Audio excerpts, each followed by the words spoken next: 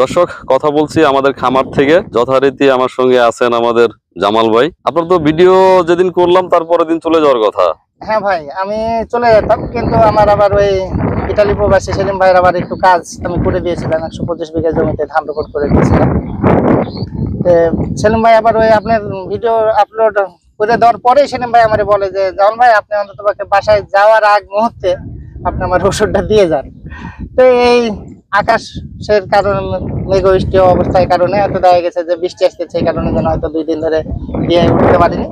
তবে আল্লাহ যদি বাঁচা রাখে তো আগামী কালকে হয়তো কয়েকজন লোক ঠিক করে রাখছি এখানে করায়, এদেরকে দিয়ে কালকে হয়তো বীজ দেওয়া শুরু করবো। হয়তো দেখা গেল যে 2-4 দিন বা 1 সপ্তাহ লাগতে পারে।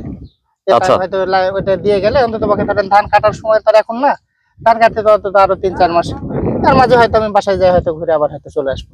আচ্ছা, তো আমাদের যারা দর্শক আছে, কাল যখন ভিডিও ছেড়েছি আমরা, তো দেখলাম যে সবাই আপনার প্রতি এটা অন্যরকম। ভাই আসলে এটা আমাকে আপনার ভালোবাসার কারণে আমাকে লোকে ভালোবাসছে না, মানুষ আমাকে ভালো জানে না, আমি অনেক চড়া কথা বলি। তো এটা আমি বলছি যে আমি কালকে সেদিন আবেগপূর্ণ হয়ে অনেক কথা বলে ফেলেছিলাম, বা হয়তো এটা না বললেও হয়তো পারতাম, কিন্তু তারপরেও এটা আমি আপনার ভালোবাসার উদ্দেশ্যে আমি বলতে চাই যে আমাকে মানুষ 2-10 ভাই বা 50 ভাই যত ভাই আমাকে চিনেছে, বা যে ভাইয়েরা আমাকে কমেন্টস করছে, আমি কমেন্টস গুলো পড়ছি, আমাকে খুব ভালো লাগছে। হ্যাঁ অবশ্যই ভাই, ভালো লাগছে। আসলে এটা একটা ভালোবাসারই একটা প্রতিদান ভাইরা আমাকে দিয়েছে, এই যে এতদিন ধরে আমি ছিলাম। ওই ভিডিও না ছাড়লে আমি নিজেও বুঝতাম না যে মানুষ আপনাকে কতটা পছন্দ এবং বিশ্বাস করে। হ্যাঁ ভাই, এই যেমন ধরেন যে আমাদের সেলিম ভাই, সেলিম ভাই কিন্তু আমার ভিডিও দেখে আমাদের খামারে আসছে। তো আপনার সঙ্গে কোনো কথা বলেন নাই, আমার সঙ্গে কথা না বলে আসছেন। আবার আপনি যখন খামারে ছিলেন, যাবার সময় আপনি সেলিম ভাই সহ পালে চড়ে গেছেন। ওদিন আমার সামনে আপনার সঙ্গে কথা হচ্ছিল।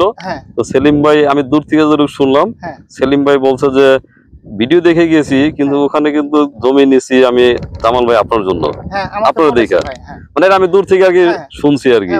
তো যে সেলিম ভাই যে আপনাকে যে পরিমাণ ভালোবাসা, সেলিম ভাই যে ভালোবাসাটা আমাদের দিয়েছে, আমিও তাকে সেই ভালোবাসা দিতে চাই। আমি চলে যাব, তারপরেও কিন্তু তার জন্য আমি রয়ে গেছি 1 সপ্তাহ অন্তত পক্ষে। এখন যে কদিন লাগে, 1 সপ্তাহ হয়তো বলতেছি, হয়তো আরো 2-5 জমি তো অনেক বেশি লাগতে পারে, কিন্তু এটা আমি ভাই সম্পূর্ণ করে দিয়ে যাব। তাহলে সেলিম ভাই আমার যে ভালোবাসাটা ভাই দিয়েছে, সেই ভালোবাসাটা আমি তার রক্ষা করব ভাই। আর আমাদের যত এই ওয়াইবি চ্যানেলে যত ভিউয়ার্স ভাইরা আছেন, তাদেরকে অসংখ্য ধন্যবাদ যে একদিনে আমার 3000-এর উপরে, আমাদের মনে হয় এখনো 24 ঘন্টা পার হয়নি, আপনারা আমার এই ভিডিওটা দেখছেন। আমি এর জন্য আপনাদেরকে থ্যাঙ্কস জানাই ভাই। না শুধু ভিউর কারণে না, বিষয় হচ্ছে যে আমি অনেক কমেন্টস পড়লাম, আমি 2-একজনের সঙ্গে মজাও করছি, তো যেটা উত্তরও দিছি। আমি তো উত্তর সাধারণত দেই না, কারণ হচ্ছে যে কাকে কোন উত্তর দিব। আমি কিন্তু ভাই ওই লিখতে পারি না, এই কারণে যে আমি কোনো ভাইকে হয়তো আমি কমেন্টসের উত্তর আমি দিতে পারি না। আমি বলছি যে বেশিরভাগই আপনার মানে গুণগান করে বা আপনাকে পছন্দ করে লেখা, মানে ইতিবাচক ছিল, সেটা বলছি আর কি। এখন সেকেন্ড একটা বিষয় যে এই যে আজকে যে আমরা খামারে দাঁড়ায় আছি অ্যাগ্রো বাংলায়, এই অ্যাগ্রো বাংলার কিন্তু আমি একদম শুরু থেকে বলে আসছি যে আমি একটা অংশ মাত্র, কিন্তু এটার মেন স্বপ্ন দেখছেন আপনি আর আলম ভাই। হ্যাঁ ভাই, এটা কিন্তু এগ্রো বাংলাকে ভাই আমি তো ছেড়ে যাচ্ছি না। না ছেড়ে যাওয়ার কথা না, ব্যক্তিগত সমস্যার কারণে না, এখানে আরেকটা বিষয় আছে। আমি কালকে রাত্রে আলম ভাইয়ের সঙ্গে কথা বললাম, এই যে আমাদের ফয়সালও কিন্তু আমাদের সদস্য, আপনিও সদস্য। তো আমি ভাই ফয়সালের উদ্দেশ্যেই আসছি এখানে। না আমি বলি, একটু কথাটা শুনেন আমার। তো আমি বলছি যে আপনি কিন্তু অনেক দিন বলছেন যে ভাই এই যে ফয়সালের টাকা আমার টাকা আমি দিচ্ছি, ব্যাংকে কিন্তু টাকা ছিল আপনার। তো আমি বলছি যে আপনার ওই টাকাটা ব্যাকআপে রাখেন, যখন প্রতিষ্ঠান চললে কখন কোনটা লাগে, সব টাকা যে আমার কাছে থাকবে, সব টাকা আলম ভাইয়ের কাছে থাকবে এটা না, হুটহাট কিন্তু এটা লাগে। তো আমি বলছি যে আপনি কিন্তু আমার বেশ কয়েকদিন টাকা চাচ্ছেন, যে আমি এই হাসান ভাই আমার কাছে টাকা আছে, ব্যাংকে আছে, আপনি বললে উঠাই দিচ্ছি। আমি প্রতিবার বলছি যে ভাই এটা ব্যাকআপে রাখেন, কখন লাগে। তো এখন কালকে রাত্রে আলম ভাইয়ের সঙ্গে কথা হলো, তো আমি বললাম যে জামাল ভাই যেহেতু যাচ্ছে, এই ঝামেলা 2 মাসও লাগতে পারে, 1 মাস হইতে পারে, আবার 6 মাসও লাগতে পারে। তো যেহেতু ফয়সাল এবং জামাল ভাইয়ের টাকা তো এখানে ইন করানো হয় নাই, ওনার ব্যাকআপে ছিল।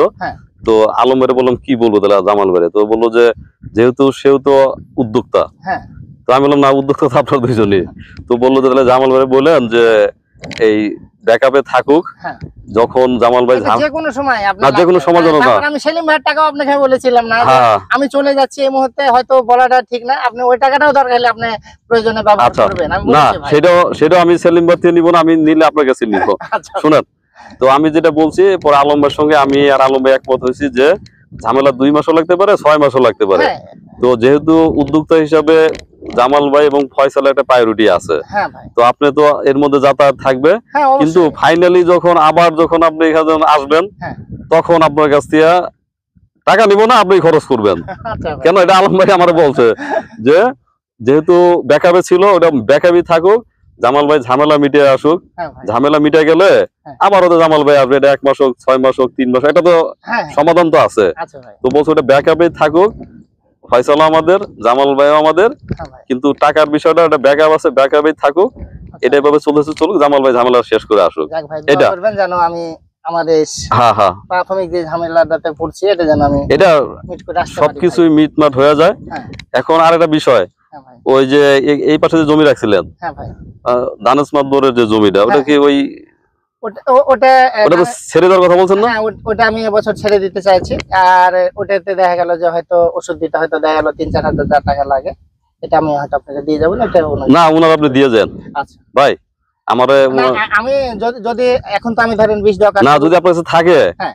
বা আছে তো অবশ্যই আপনি ওদের সঙ্গে কথা বলে, যাতে মানে গেলে যেন কোনো মানুষ যেন না আমি আর মাঝে একটু বলি, যদি এখন যদি আমি ধরেন 20 দিতেছি, যদি লোকজন থাকবে, যদি 20 পরিবেশ থাকে তো ওষুধ দিয়ে দিবেন। হ্যাঁ ওষুধ দিয়ে চলে যাবো। স্বপন মোল্লা ভাই আছে না, উনি একদিন আমার ফোন দিয়েছেন, ওই জমিটা কি একই? ওটা তো আলম ভাইয়ের করছে, ওটা তো আলম ভাইয়ের এর মধ্যে আছে। তাহলে আলম ভাই একটু বলে দিয়েন। হ্যাঁ আলম ভাই আমি এমনি বলছি যে জামাল ভাইয়ের সঙ্গে এই হয়েছে, হ্যাঁ। তো ওটা বলে দিয়েন। ওটা। আর সেকেন্ড হচ্ছে যে এখানে ধরেন যে আপনি থাকার কারণে হ্যাঁ। আজকে কয়েকদিন ধরে কিন্তু আমারও মন খারাপ। কেন? এই যে মনে করেন আমি আসতে একটু দেরি হইতেছে, হ্যাঁ।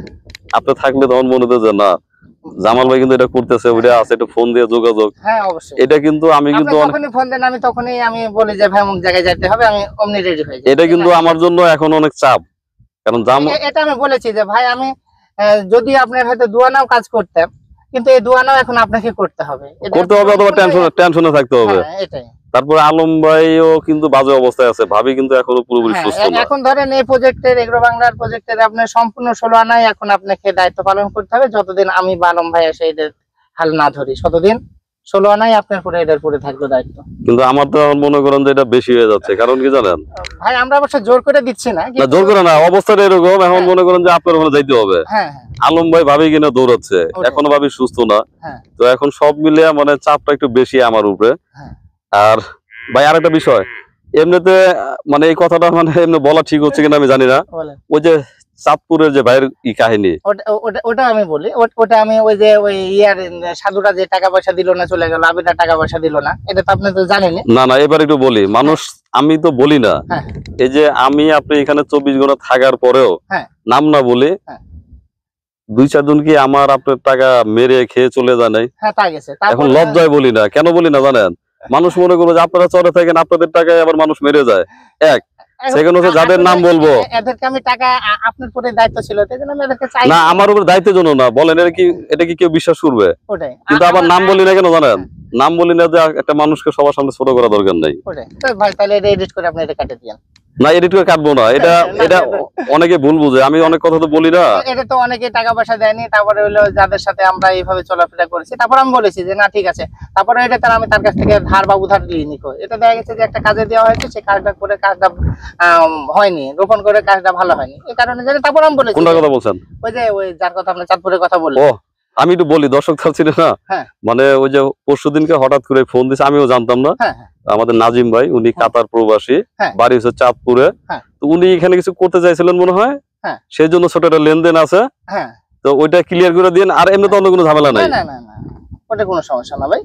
আচ্ছা, তো এখন সবাইকে বলবো আসলে আমাদের জামাল ভাই ভাষাগত দিক থেকে বলেন, মনের দিক থেকে বলেন অনেক সহজ সরল, কিন্তু আমি নিজে থেকে যেটা বুঝছি, হয়তো আমি অনেক জোরে জোরে কথা বলি, রাগ করি অনেক, কিন্তু জামাল ভাই কিছু কিছু ক্ষেত্রে আমার অনেক চালাক মানুষ।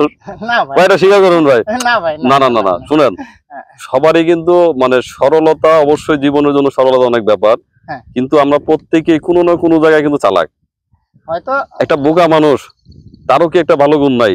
চালাকের গুণ নাই? হয়তো তা থাকতে পারে, কিন্তু ভাই এখানে তো চালাকি বা না চালাকি না, আমি বলছি কিছু করার জ্ঞানের কথা চেষ্টা বলছি, না। জ্ঞানের কথা বলছি। হ্যাঁ ভাই, ধরেন আপনি আপনার ভাষায় রাজশাহী অঞ্চলের মানুষের ভাষা হ্যাঁ। অবশ্যই নমনীয়, সরল, সহজ। হ্যাঁ কিন্তু ভাই, তার মানে সবাইরে বোকা বাবা ঠিক না, আমি সেটা বলছি। তা ঠিক অবশ্য। সবাই কি বোকা? সবাই বোকা না। আল্লাহ তাআলা যার ভিতরে যা দিচ্ছে, তাদের আপনাদের এলাকার উপস্থাপনা ভঙ্গিটা এরকম। হ্যাঁ। যেমন ধরেন রাজশাহীতে এখন আমাদের এখানে যে তাপমাত্রা, হ্যাঁ। অবশ্যই রাজশাহীতে তার চেয়ে বেশি। হ্যাঁ অবশ্যই। এটা তো ওই এলাকার হ্যাঁ, ব্যাপার। এলাকার তো ব্যাপার। প্রত্যেকটা এলাকারই ভাষাগত একটা ব্যাপার আছে, হ্যাঁ ভাই, আছে না? হ্যাঁ। তো দর্শক, জামাল ভাই আসলে মানে একদম চলে যাওয়ার শেষ মুহূর্তে আমাদের সেলিম ভাই একটা দায়িত্ব দিছে। সেই দায়িত্ব শেষ না হওয়ার আগ পর্যন্ত জামাল ভাই আছেন এখানে হ্যাঁ ভাই, আমাদের হয়েই, এই তো। হ্যাঁ ভাই।